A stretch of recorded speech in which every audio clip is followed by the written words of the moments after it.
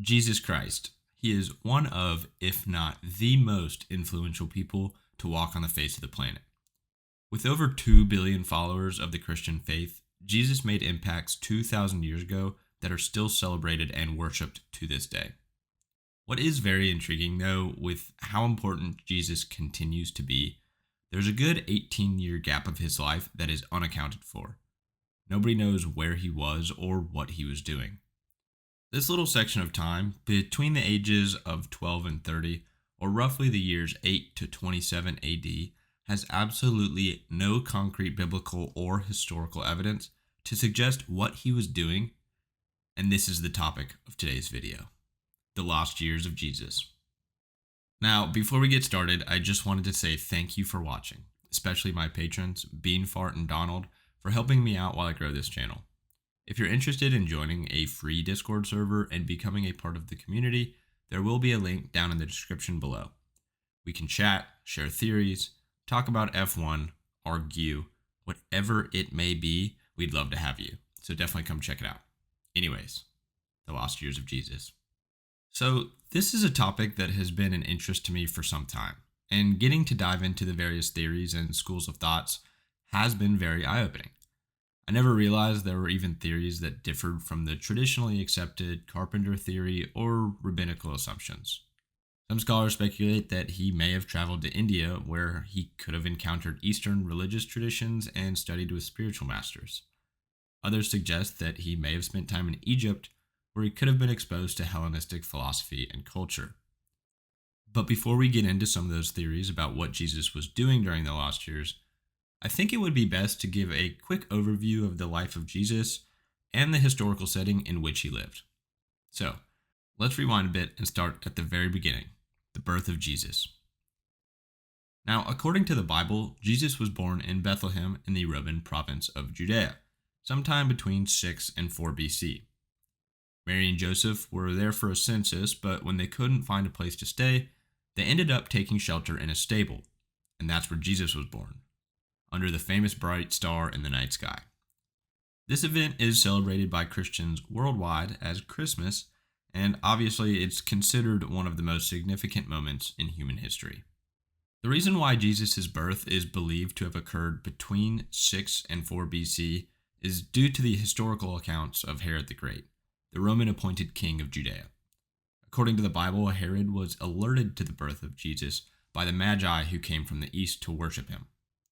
Fearing that Jesus would eventually grow up and be a threat to his rule, Herod ordered the massacre of all male infants in Bethlehem and the surrounding areas in an attempt to eliminate him.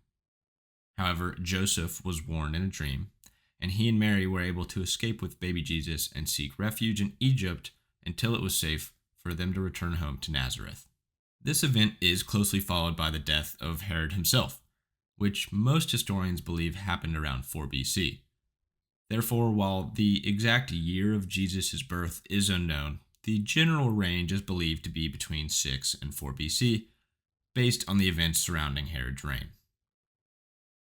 After the events of Jesus' birth and his family's escape to Egypt, there are no historical records or accounts of his life between 8 and 27 AD. However, it is widely believed that during this time he grew up in Nazareth, which is just a small town located in Galilee. While the Gospels provide limited details about this period of his life, it is presumed that he was raised in a family that followed Jewish customs and practices, and he received an education in Jewish scriptures. It is also likely that he learned his trade as a carpenter from his father, Joseph. Now, just a reminder, those are all assumptions. There is zero concrete evidence to suggest any of that. During the time of Jesus, the region of Judea was under Roman occupation, with the Roman Empire exerting its authority over the Jewish people. This era was marked by political turmoil and religious tensions as different Jewish factions competed for power and sought to free themselves from Roman rule. In this context, Jesus emerged as a prominent religious leader and preacher, amassing a significant following while also creating controversy among the ruling authorities. The last 3.5 years of Jesus' life are by far the most documented. Jesus was baptized by John the Baptist in the Jordan River around 27 AD, and this marked the beginning of his public ministry. After his baptism, Jesus traveled throughout Galilee, preaching the message of the kingdom of God and performing miracles such as healing the sick and feeding the hungry. He attracted large crowds, and his teachings and actions were seen as radical and controversial by the Jewish religious leaders of his day. Jesus' message of love and compassion and his focus on the poor and marginalized was seen as a threat to the established religious and political order. He then goes to Jerusalem to celebrate the Passover, and he eventually becomes increasingly popular with the crowds. However, the religious leaders begin to see him as a threat to their authority and plot to have him arrested. Jesus' popularity with the crowds in Jerusalem made the religious leaders even more determined to get rid of him. They accused him of blasphemy and sedition and plotted to have him arrested and tried before the Roman authorities. Judas, one of Jesus' disciples, agreed to betray him to the authorities. He is arrested and brought before the Roman governor Pontius Pilate, who orders his crucifixion. Now, Pilate was initially reluctant to condemn Jesus to death, but under pressure from the Jewish leaders and the crowds, he eventually agreed to have him crucified. Jesus was taken to a hill outside Jerusalem, where he was crucified alongside two other criminals. After his crucifixion, Jesus' body was taken down from the cross and placed in a tomb, and a large stone was rolled in front of it. Now, everyone knows what happens after this, as it's practically the basis for the entire Christian faith, but not the main topic for today's video. So what did Jesus do during those missing years? Here are some more of the more traditional theories. Christian tradition suggests that Jesus simply lived in Galilee during this period, but modern scholarship does acknowledge that there is little historical information to determine what happened during those years. However, the ages of 12 and 29, which mark the beginning and end of this unknown period, do hold some significance in Judaism during the Second Temple period. Both ages are the year before significant religious milestones in a man's life. The age of 13 was significant because it marked the onset of religious maturity for Jewish boys. Known as the bar mitzvah, a term which literally means son of the commandment. At this age, boys would become responsible for following Jewish law and would be allowed to participate in public worship. It's possible that during this period, Jesus was studying Jewish law and tradition in preparation for his future ministry. The age of 30 was significant because it marked the age at which a Jewish man could enter into the priesthood. This was a highly respected position in Jewish society, and it's possible that Jesus may have considered this path before embarking on his public ministry. Okay, but wasn't Jesus a carpenter? Christians have traditionally interpreted the Gospel of Mark, chapter 6, verse 3, and Matthew, chapter 13, verse 55, as evidence that Jesus worked as a carpenter before he began his public ministry at the age of 30. In fact, the Greek word used in Mark to describe Jesus as a carpenter is tekton, which can be translated to mean not only carpenter, but also builder or craftsman. It's also possible that he learned the trade from his father, Joseph, who is described as a carpenter in the Gospel of Matthew. To further this theory, many scholars believe that Jesus could have resided and worked in the town of Sepphoris during his lost years. After Herod's death in 4 BC, the city was burnt down following a revolt. Herod's son then rebuilt the city from the ground up, which would have allowed Jesus to be able to find more work there rather than the small town of Nazareth. The carpenter theory is definitely the most popular, as it's the only one with a sliver of evidence within the Bible. I wouldn't even really call it evidence, but many people have tried to explain the lost years of Jesus with a more theological or rabbinical approach rather than the secular approach of a carpenter. After the Dead Sea Scrolls were discovered, many researchers have tried to explain that Jesus studied with one, two, or all three of the prominent Jewish factions of the time. The Pharisees were a Jewish sect that emerged in the Second Temple period, which spanned from around 516 BC to 70 CE. They believed in the oral law as well as the written Torah, and sought to apply Jewish law to everyday life. They were also known for their emphasis on ritual purity and the resurrection of the dead. Jesus is depicted in the New Testament as frequently clashing with the Pharisees over various matters. The next Jewish sect was the Sadducees, and they emerged in the Second Temple period as well. Unlike the Pharisees, they did not believe in the oral law and instead focused exclusively on the written Torah. They were also known for their skepticism about the existence of an afterlife. The Sadducees were primarily made up of the Jewish elite, including high priests and wealthy aristocrats. And the final faction were the Essenes, and they flourished from the 2nd century BC to the 1st century CE. They were known for their communal living, strict observance to Jewish law, and emphasis on ritual purity. They also believed in the imminent arrival of a Messiah who would usher in a new era of righteousness. The Dead Sea Scrolls, a collection of Jewish texts discovered in the 20th century, are believed to have been written or copied by the Essenes.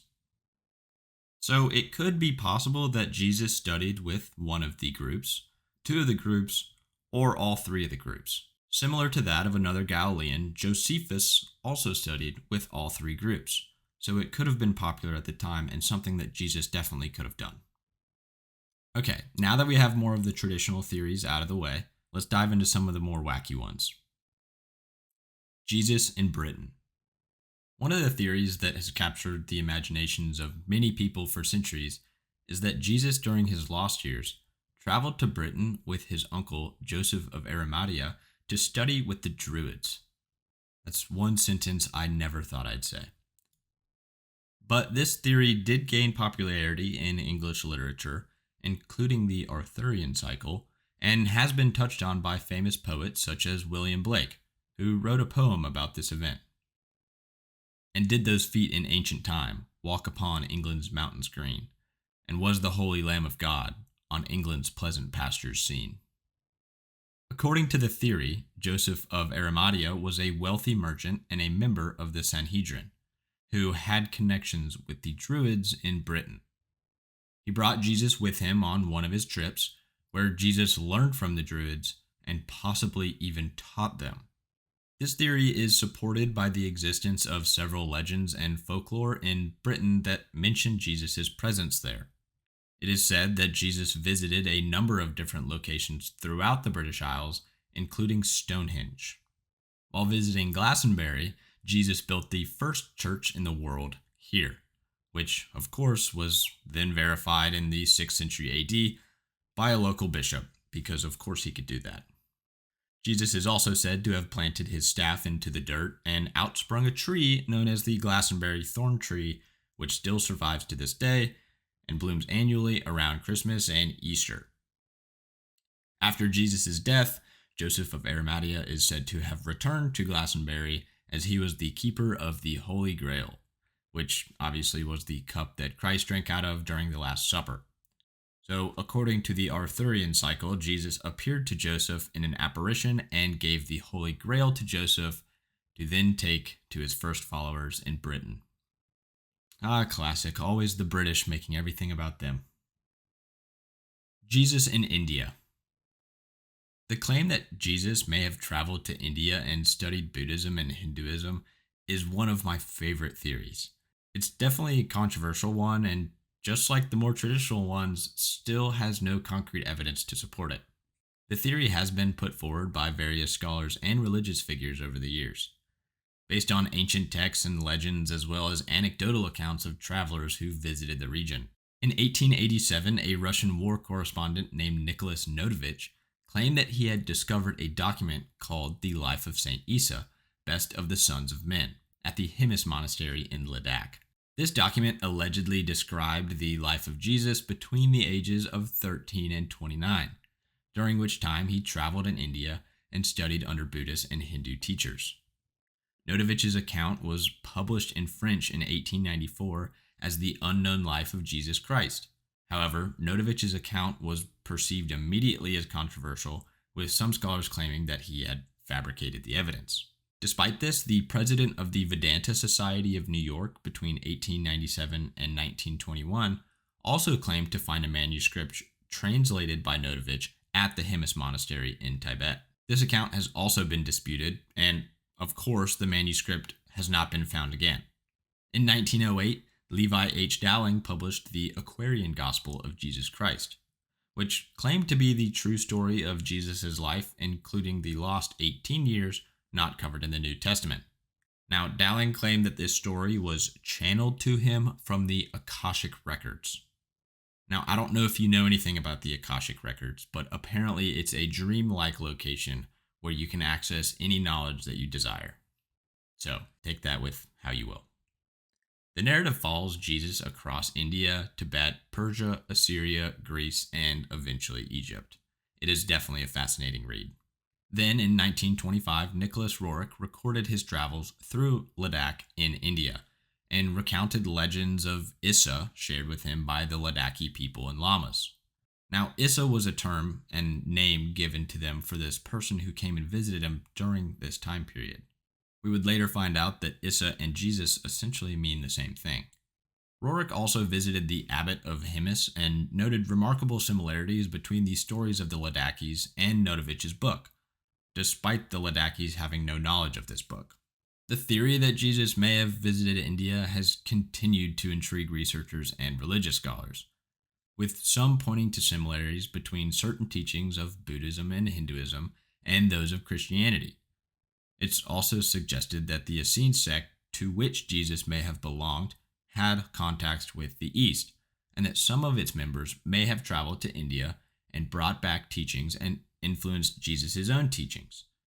So even if Jesus didn't travel to India, if he was a part of the Essene sect, which was influenced by the East, then it is possible that Hinduism and Buddhism could have had an impact on the Christian religion. There are several routes that Jesus could have taken to reach India, but the prevailing theory is that he traveled along the Silk Road, which is obviously the network of trade routes that connected China, India, Persia, and Europe.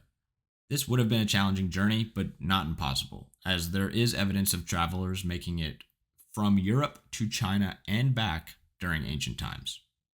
And just as a quick side note of Jesus being influenced, some scholars also suggest that Jesus may have been influenced by the teachings of various ancient cultures and religions that existed in the Middle East at the time.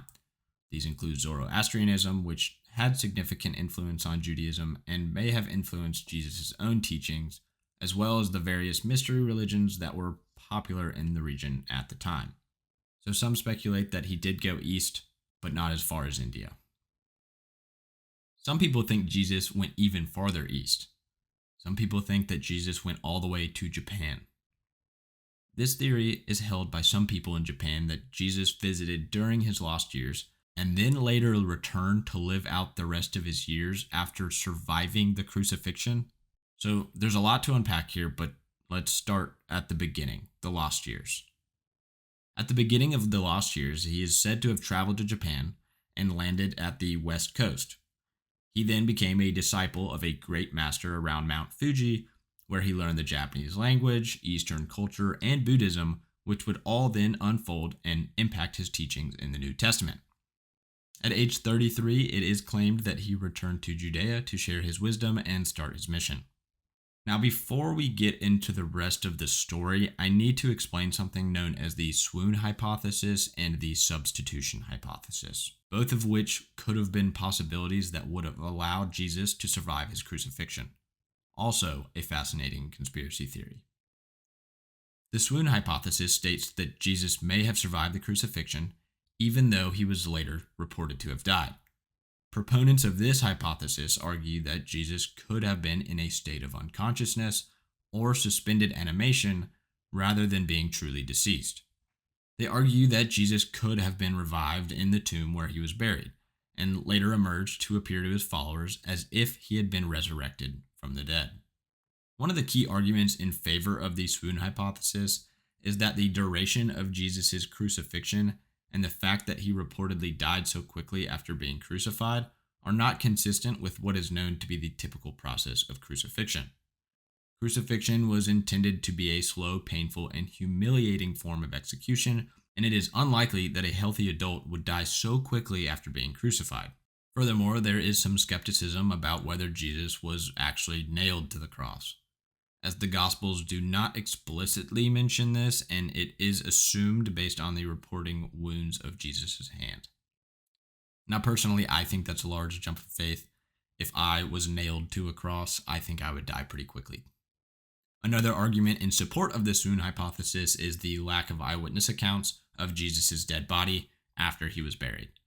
The Gospels do not report any elaborate funeral arrangements or public viewings of Jesus' body, which is unusual given the significance of his death and the fact that he was a public figure. Instead, his body was quickly taken down from the cross and given to a wealthy follower, Joseph of Arimathea, who buried him in a nearby tomb. This rapid transfer of the body to a follower suggests to some that Jesus may have still been alive and could have been revived in the privacy of the tomb. One of the main criticisms of the swoon hypothesis is that it is medically impossible for somebody to survive the crucifixion. Dr. Alexander Metherell, a diagnostician, asserts that Jesus surviving crucifixion is impossible and a fanciful theory without any possible basis in fact.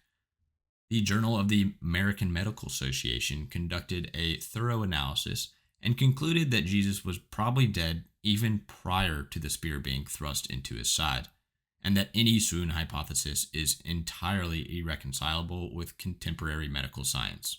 Medical experts have also analyzed the account given in the New Testament and have concluded that Jesus was definitively dead when removed from the cross. Some studies have been done and offer an analysis that explains how the scourging, deep stripe-like lacerations, and appreciable blood loss probably set the stage for hypovolemic shock. The thrust of the soldier's spear into Jesus' side was the final blow, ensuring his death. Even the 19th century rationalist theologian David Strauss considered it unlikely that a half-dead Jesus, who required medical treatment and was weak and ill, could have given his disciples the impression that he was the conqueror over death and the Prince of Life, which formed the foundation for the entire future of his ministry. Now, the substitution or twin hypothesis is a little bit different. It proposes that the post-crucifixion appearances of Jesus were not due to his physical resurrection, but rather to the existence of another person who looked like him, such as a twin or a lookalike, who either impersonated Jesus after his death or died in his place on the cross. This theory has been supported by some Gnostics during the 1st to 3rd centuries, but is also held by some modern religious groups, including Mandaeans and a very small amount of Muslims.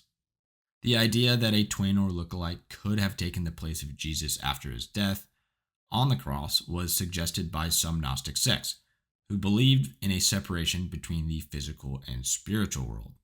They argued that since Jesus was a spiritual being, he could not have been crucified in the physical world, and that someone else must have taken his place. This theory is also compatible with the Gnostic belief that the physical body was a temporary vessel that was not essential to salvation. In modern times, the substitution or twin hypothesis has been adopted by some Mandaeans. Mandaeans believe that John the Baptist was the true Messiah and that Jesus was a false prophet. They argue that Jesus did not die on the cross, but another person, possibly a twin or a lookalike, was crucified instead. Whew. Okay, anyways, for the sake of Jesus being in Japan, whichever way it happened or theory you prefer, let's just assume Jesus survived the crucifixion and escaped. The story continues that once Jesus escaped, he traveled through Siberia, making his way to Japan, a journey that would take approximately 4 years. Once in Japan, he is said to then reside in the town of Shingo, marry a local woman, have kids, and spend the rest of his life in exile as a farmer. When he passed away at the age of 106, his body was left uncovered for 4 years per local tradition, and his bones were then bundled up and buried on a hill. This hill can obviously now be visited today with a fee, where there is a cross that sits atop this hill. The foundation of the Christ cult in Shingo is based on a scroll that is claimed to be the last will and testament of Jesus Christ. This scripture was supposedly dictated by Jesus while dying in the village, and a team of archaeologists from an international society for the research of ancient literature discovered it in 1936. Now that's what they call themselves, but not a single one of them was an archaeologist or researcher. So I'll let you draw your own conclusions about that. Now, there were some other manuscripts discovered by a Shinto priest around the same time, which details Christ's supposed further adventures between Judea and Japan, identifying Shingo as his final resting place. And conveniently, the graves of Adam and Eve are also said to be located a mere 15 miles west of the town. How convenient is that? Now, these scrolls that these people found, they don't exist anymore. They were said to have been lost during World War II. Another convenient thing. What is interesting, though, that even in ancient times, the people of this village had traditions that were not like anything else in the rest of Japan. Men dressed in attire similar to the toga-style robes of biblical Palestine, while women wore veils and infants were carried in woven baskets akin to those in the Holy Land. Newborns were wrapped in embroidered clothing bearing a Star of David-like pattern, and their foreheads were marked with charcoal crosses as a protective charm.